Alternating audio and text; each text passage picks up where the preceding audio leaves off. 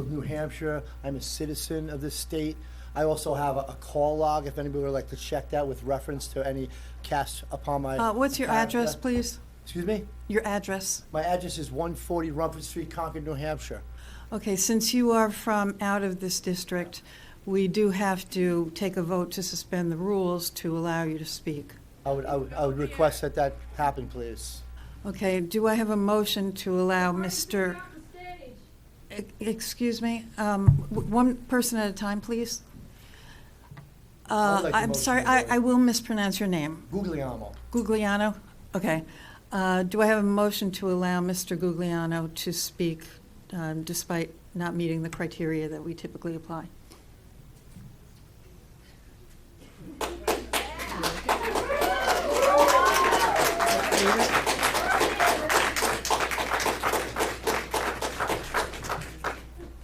We don't seem to have a motion to allow you to speak. Well, that's too bad. So my voice can't be held. Well, if you were a citizen of Dover, I'm a citizen of the state of New Hampshire. I'm a citizen of the United States of America and a taxpayer. hey, please. What's up with the hate? I don't know what's up with the hate. I'm just trying to make a speech here. I would like everybody here to behave respectfully, please, and that means people who disagree with other people. So just let folks talk, okay? I think we all would appreciate that. Thank you. I'm sorry. An opportunity to speak.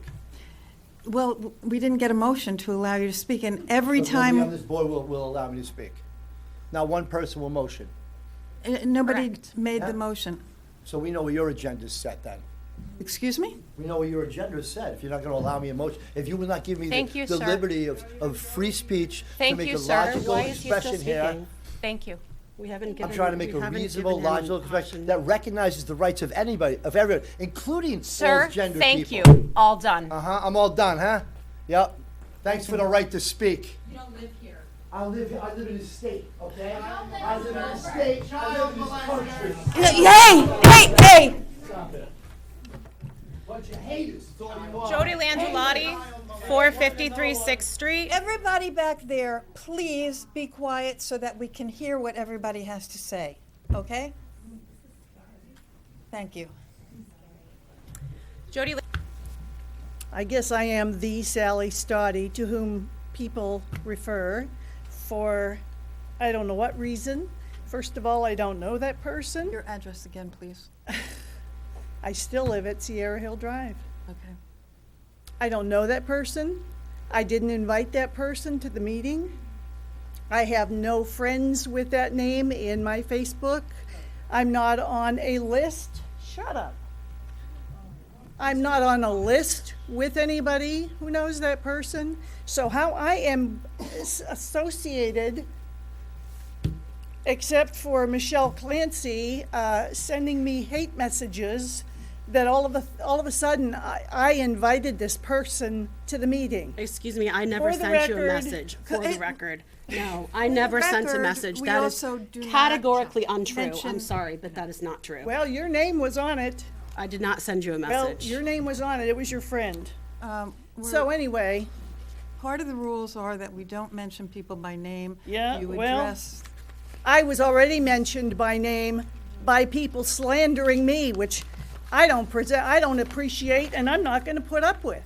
So there. I'll say my comments. Parents now have to fight for their rights to be informed and make decisions concerning their minor children. The legislature this week heard 2 bills to protect parents' rights. Amazing that that has to happen.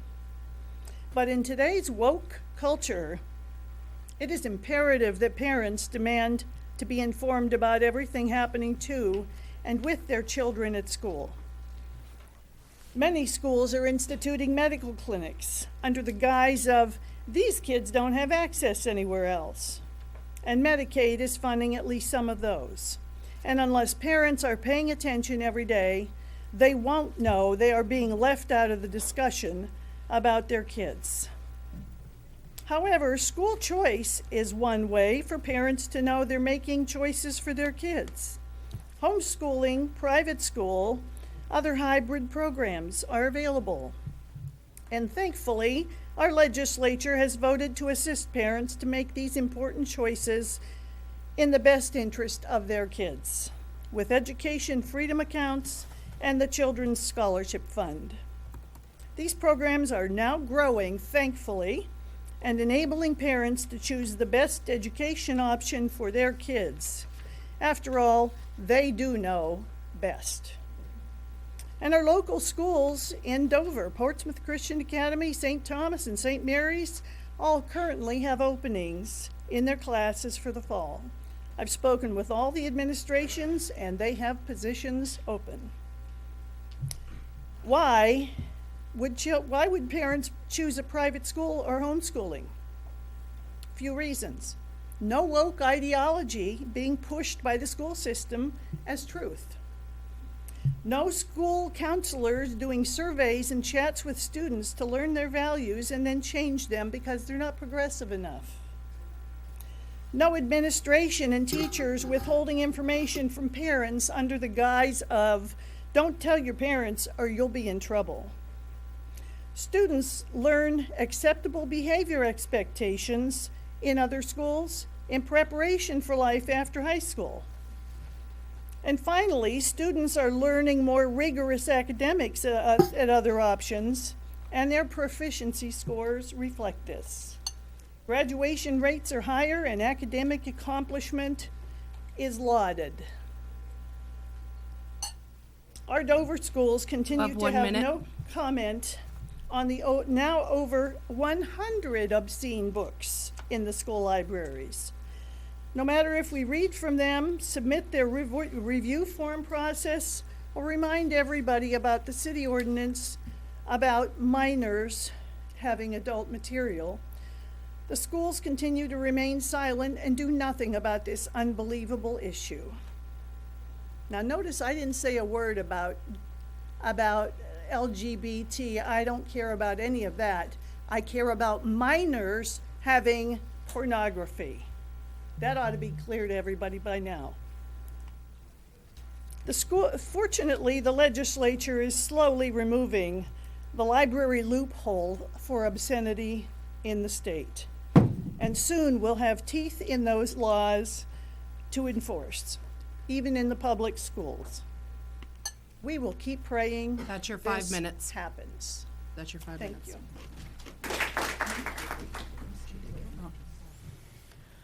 Elaine Plant, Back Road, Dover. Thank you for your service, school board. I know this is a toxic night for you, but so tonight I have questions. Do the school counselors, guidance counselors, or social workers in K through 12 receive training of any kind through the American School Counselors Association, either training currently or in the past 10 years? Does the ASCA or their trained counselors provide training or instruction materials to teachers or anyone else who serves the students at school? What is the source or sources of training materials that influence the counselors, social workers, teachers, and other who may serve the students? The ASCA held an annual conference in Austin, Texas in July of 2022 named No Limits. Video from this conference proved quite disturbing.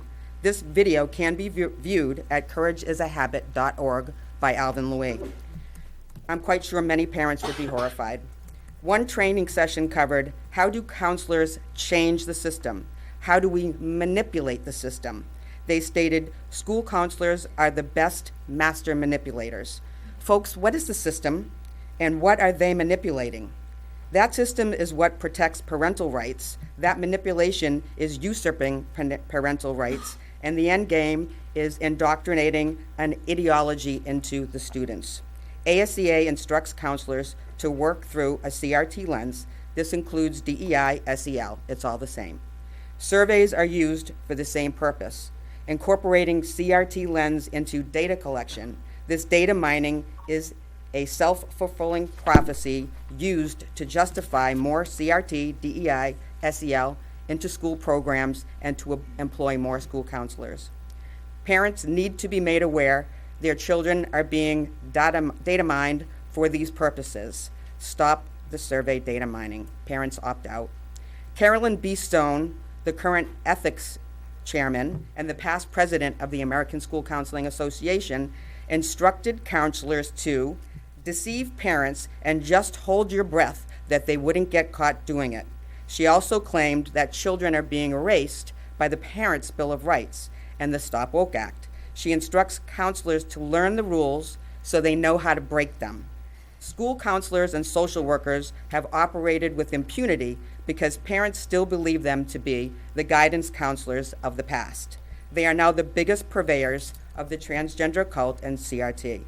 Does that help explain the huge increase in the gender dysphoria and nonconforming issues? Schools are no longer a safe place for our kids when you have counselors trained to deceive parents and teach children how to deceive parents. Teenage years can present a challenge for parents, but to have willful anti-parent activists in our public school systems is unthinkable. Parents, think about the insanity of needing a Parents' Bill of Rights to direct the upbringing, the education, the health, and well-being of your own child. This is your fundamental right. The ACA counselors are being trained to change the system and manipulate your fundamental rights, your constitutional rights. We'll raise your kids for you without your interference because we know better than you. We are the safe space, not you, the ASCA purports. School board, where does our public school counselor training come from? Parents need to be informed. I highly encourage you to see this video at courageisahabit.org and click on the school board prompt. School board, we need to know that our schools are a safe place for parents to bring their children where, unless they are criminals, parents' rights should always come first. Thank you.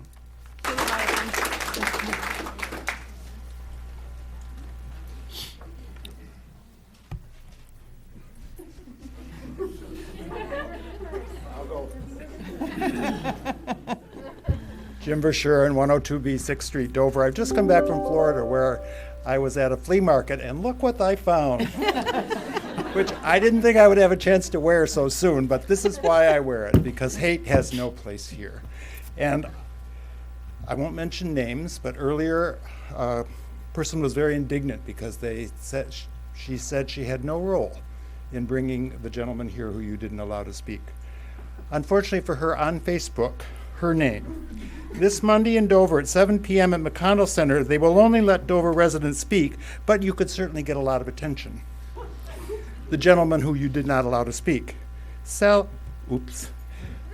Her name, I'll be there picketing outside.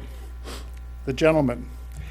And I'll ask to speak as a taxpayer and as representative of we the people. The lady. The gentleman, thank you. They often make exceptions.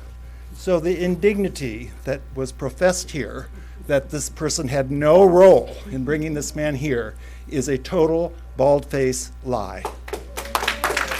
And I say this to you because I am here very often, and I'm here because that person is here.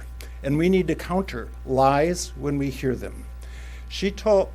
I heard testimony at the State House today, this week, from the same person, who said there were 84 books in the Dover schools that were pornographic. Tonight, we hear that there are more than 100. If you ever get a list of those books, would you please share them with the public? Because I would like to read them. Thank you.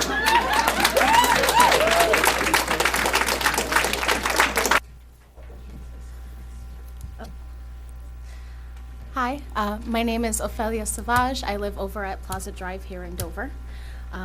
So just real quick, because it seems that we are talking about credentials. I do not have children. I am not a parent. However, I was once a queer child. And I also had parents, so I feel a little bit qualified. And I also, as someone who is a person of color who was assigned female at birth and identifies as queer, something I do have credentials in is knowing a lot about hate. With that being said, there have been a lot of really great people who have made points tonight, and there was one in particular that I would like to latch onto, and that would be that I find it very interesting that we are literally sitting here debating people simply existing. When it boils down to it, that's really all it is. They're existing. They want to go about their lives like everyone else. I want to go about my life like everyone else. I have things I'm trying to do. I'm a productive member of society. I'm a law-abiding member of society, unlike certain other people in certain costumes who were here earlier. And, you know, I will say that Mr. Cosplay did have one very good point, which was, you know, at the end of the day, we want to protect the children, and I'm sure other people have made that argument. But yes, we need to protect the children from violence because they don't deserve it simply for identifying with a different gender or a different name. We need to protect the children from the spike in suicide rates that come from transgender people, especially trans teens. You know, unfortunately, as the lovely doctor pointed out earlier, not everybody has supportive parents, not everybody has good resources to access. And it's just very unfortunate that we're boiling it down to science, which for some reason most of these people don't even understand that biological sex and gender are two different things, but that's a whole nother argument. And for some reason, they seem to have this logical fallacy that just because they don't like something or disagree with something, somehow that automatically equates to it being immoral or automatically equates to it being a bad thing. It's not bad, it's just different. And I know for some people, different can be a scary thing and we don't always understand it. But this is also pointing to why it's important to keep resources in these schools. As another lovely human had pointed out earlier, how many years have we had different books like Huckleberry Finn with the N-word in it, and hate and racism, or many other books that have been on the school board list over the years? And for some reason, no parents came up in arms about those really. But now all of a sudden, they want to be up in arms and get rid of whatever resources. And it's interesting, they say, oh, it's a cult, there's these ideologies, but the thing is, LGBTQ plus folks are not pushing any rhetoric, they just want to exist. Whereas the people who are pushing this hate are literally doing the thing that they're claiming everybody else here is doing. Why are we debating people existing? It doesn't make sense. And I am so sorry that this board has to deal with debating this because it's absolutely ridiculous. And, you know, if we really want to get frank here, if we really want to protect the children, yeah, maybe let's not listen to the guy who's shooting up cops and touching babies. Thank you. I'm Tom Mooney, 6 Toll Avenue, Dover, New Hampshire. Proud member of IBW Local 490. Before I was an electrician, I was a paraeducator. I worked in human services.